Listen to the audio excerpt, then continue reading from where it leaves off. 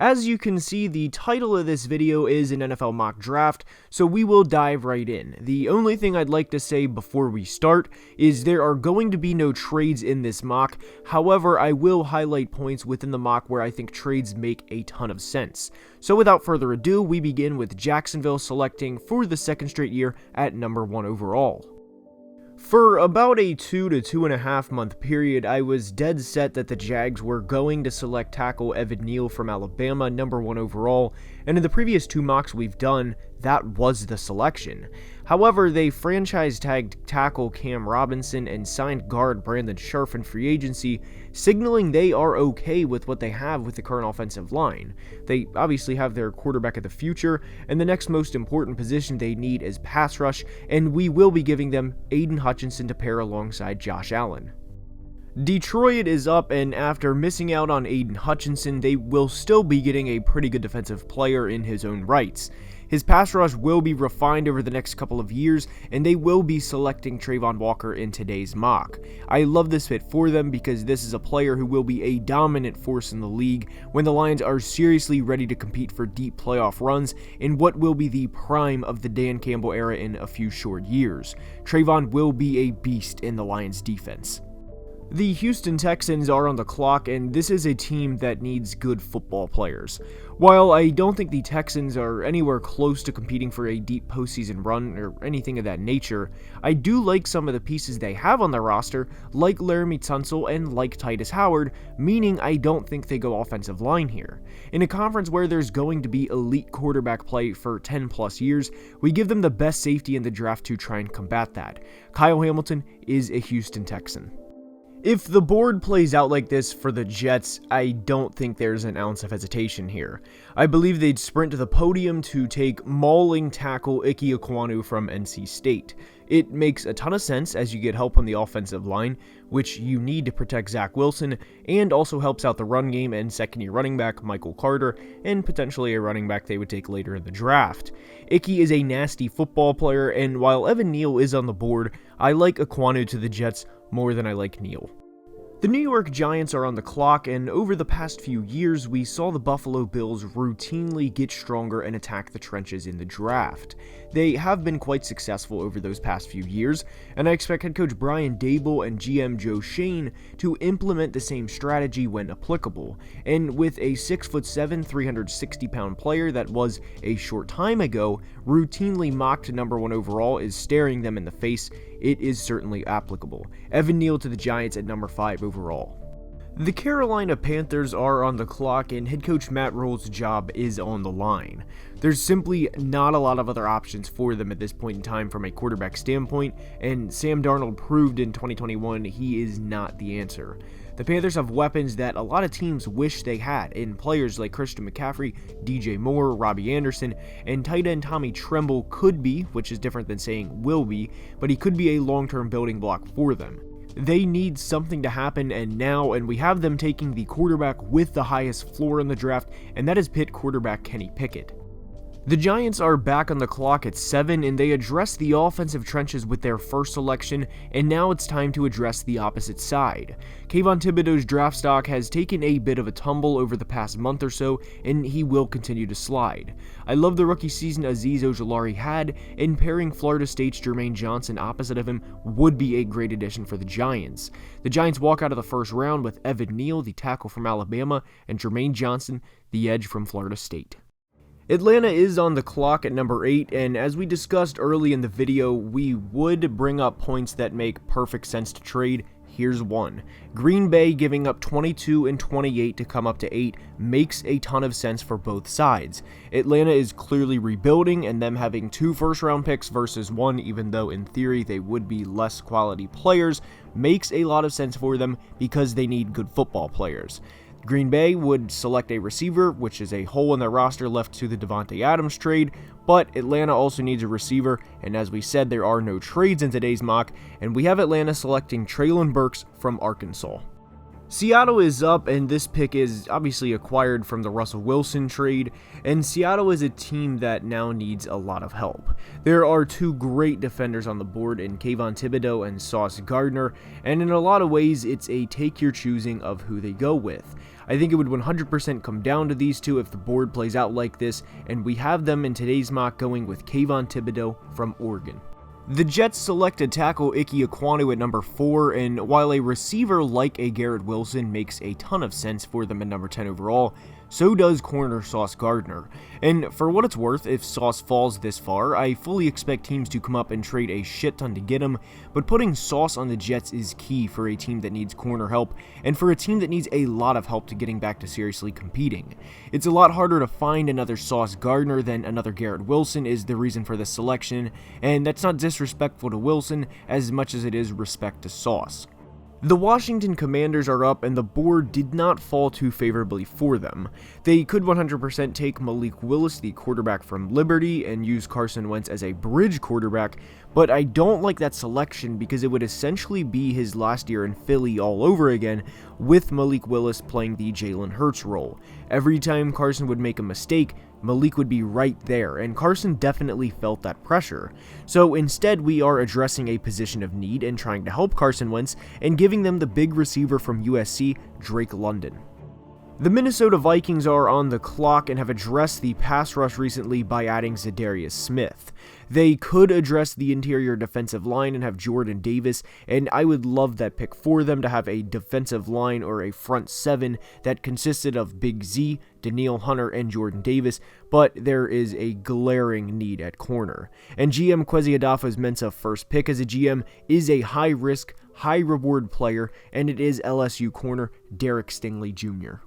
Houston is back on the clock after the Deshaun Watson trade to the Browns, and we will find out in 2022 if Davis Mills is the long-term answer.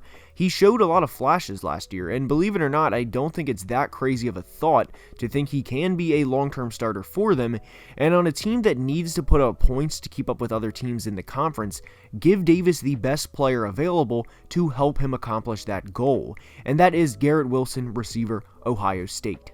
The Baltimore Ravens are on the clock, and this is a team that usually does not select in the top half of the first round, and a team that does not have a lot of holes on their roster. They're also very good at filling positions of need before they become very glaring holes, and that's the thought process behind the selection here. Brandon Williams is not getting any younger, and Jordan Davis to Baltimore is a great selection, and the Ravens would be very happy with a player of his skill set.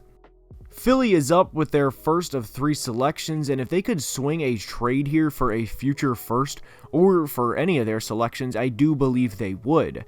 But at 15, they recently released defensive tackle Fletcher Cox, then re-signed him to the roster, and while saying this player is the next Fletcher is obviously very big expectations, Fletcher is a great player to learn under for the first of their 3 first-round picks, and that player is Georgia defensive lineman Devonte Wyatt. And edge is also a position of need for the Philadelphia Eagles, so with the 16th pick, we will be giving them an edge rusher, and it's a matter of which one.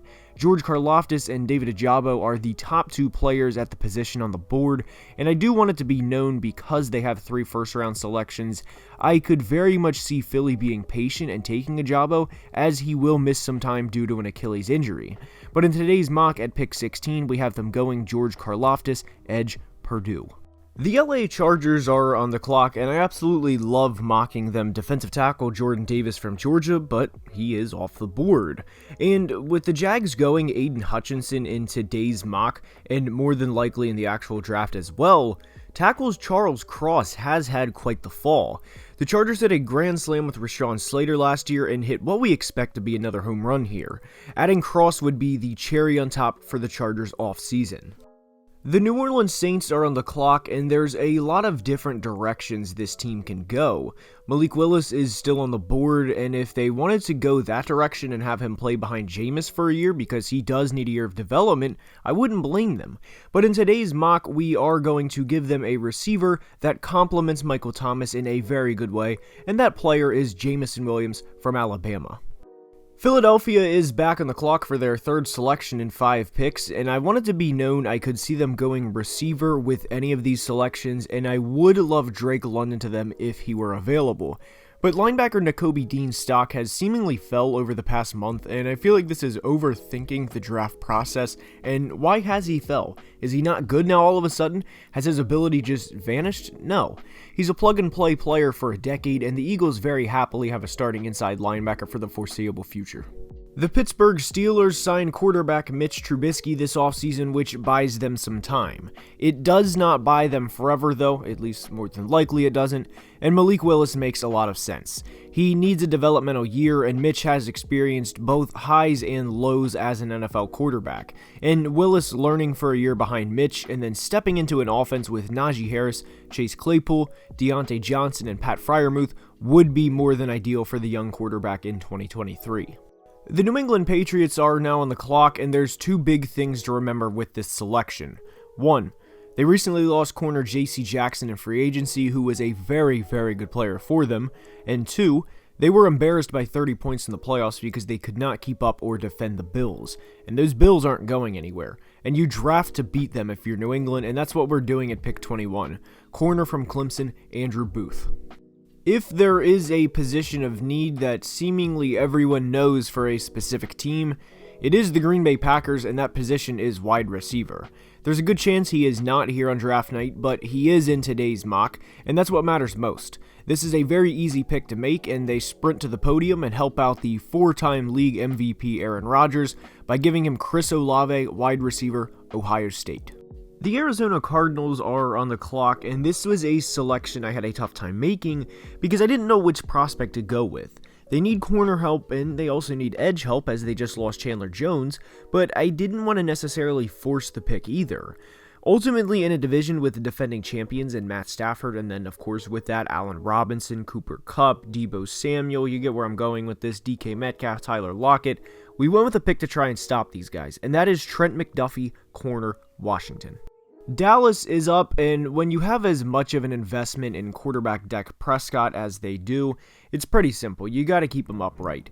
This isn't a sexy pick by any means, but neither was Zach Martin back in 2014 when Jerry Jones said he was going to take Johnny Manziel if he was there, and in today's mock we have them going with a pick that's not sexy but will prove to be worth it, and that's the in-state prospect of Kenyon Green, guard, Texas A&M.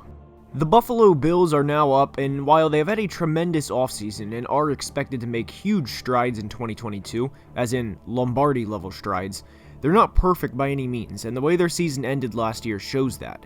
And the level of play in the AFC in 2022 is going to be insane, and a first-round corner to pair with Trey White would go a long way, and Kaiir Elam from Florida is the pick. Next up is the Tennessee Titans, and there's times you think, this player feels like and then insert a member of a team, and this player to me feels like a Tennessee Titan in a lot of ways. Imagine Trevor Penning, the mean, nasty offensive tackle, blocking for Derrick Henry on the way to an AFC South Division title.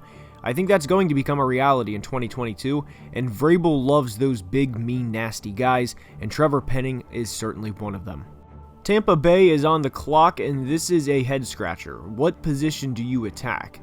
Well, in today's mock, the thought process here is there will eventually be a post-Tom Brady era, and this player will be around longer than that, and teams generally, A, want these style of players, B, love them, and C, they're usually players that at the time aren't popular, but over the course of time, you kind of think, screw it, that was a hell of a selection, and it is Tyler Linderbaum from Iowa.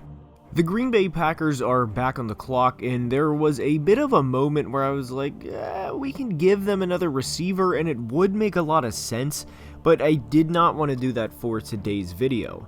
David Ojabo is there, and when he's healthy, pairing him with Rashawn Gary will be a nasty duo. Green Bay is a team that can afford to wait, and the patience will pay off, especially next January. David Ojabo to the Packers. Kansas City is on the clock for the first of two selections, and this first one is pretty short and sweet, or very tall if you go by his height. It's Christian Watson, the wide receiver from North Dakota State, as he presents a truly unique skill set, and pairing him with Patrick Mahomes would be a dream come true for Watson. Imagine going from D1 AA to having Patrick Mahomes throw you the football, and being on the same field as Travis Kelce. Well, in today's mock, that becomes a reality. And now for the second of Kansas City's first round pick, it was either an edge or a corner because somehow, someway, they're going to need to get better on defense.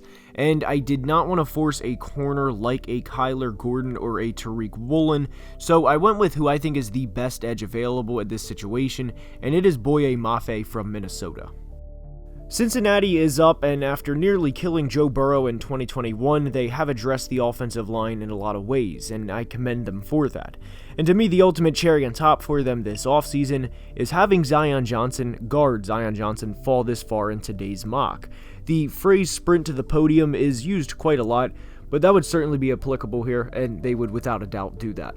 The Detroit Lions are back on the clock, and after giving them Trayvon Walker, I swear I did not do this intentionally, it kind of just worked out this way, but Detroit needs good football players, and this player very much fits that bill.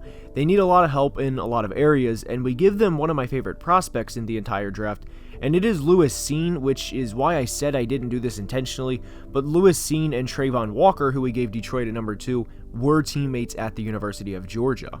Now, if you're still watching 16 minutes into the video, I very much appreciate the support and time out of your day, and if you enjoyed, I kindly ask you to leave a like and subscribe to the channel, because it would mean the world.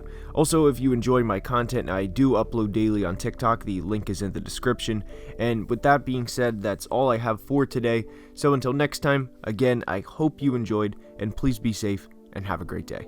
Love you guys.